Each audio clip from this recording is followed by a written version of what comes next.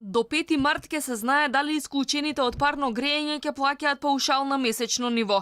Председателот на регулаторната комисија за енергетика вели дека до крајот на неделава ќе ја добијат анализата од МАНУ за влијанието на исклучените врз системот за грејење во Скопје, а веднаш потоа ќе организираат состанок со представниците на НОПАС Аран и Балкан Енерджи Груп. Студијата на МАНУ ќе биде поидовна основа за изработка на новите правила за снабдување со топлинска енергија. Ќе помогнеме и на оваа категорија на потрошувачи кои што били исклучени пред јули 2012 во услови кога со тие постоечки правила за снабдување со топлинска енергија кои што важеле во 2007, 2008, 2009, тие не знаеле дека ќе треба да плаќаат еден ден. И апсолутно јас ја разбирам оваа категорија на граѓани кои што били исклучени кога никој не им кажал дека треба да плаќаат доколку се исклучат од системот за грејење во Скопје.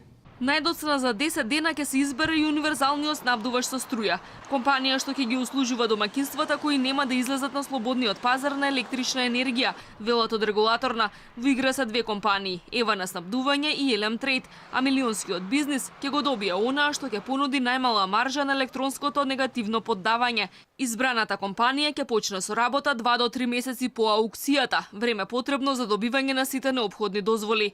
Бислимовски уверува дека нема да има промени во цената на струјата и дека домаќинствата ќе немаат никакви обврски. Автоматизам, тие што се на регулиран пазар, си остануваат на регулиран пазар, нема обврска да известуваат, единствено доколку сакаат да го променат својот снабдувач, нивниот снабдувач во нивно име ќе започне постапка за промена на снабдувач и за тоа ќе треба да ја извести дистрибутивната компанија. И покрај тоа што од стартот на годинава се либерализираше пазарот на струја за домаќинствата, тие се уште ги немаат почувствувано придобивките. Компаниите со лиценца за снабдување се уште не почнале да им даваат понуди на граѓаните. Од регулаторната комисија сметаат дека поради високата цена на струјата на регионалниот пазар, кај нив се уште нема интерес за снабдување на домаќинствата. За сега само компаниите имаат до 30% пониски трошоци за струја по излезот на слободниот пазар.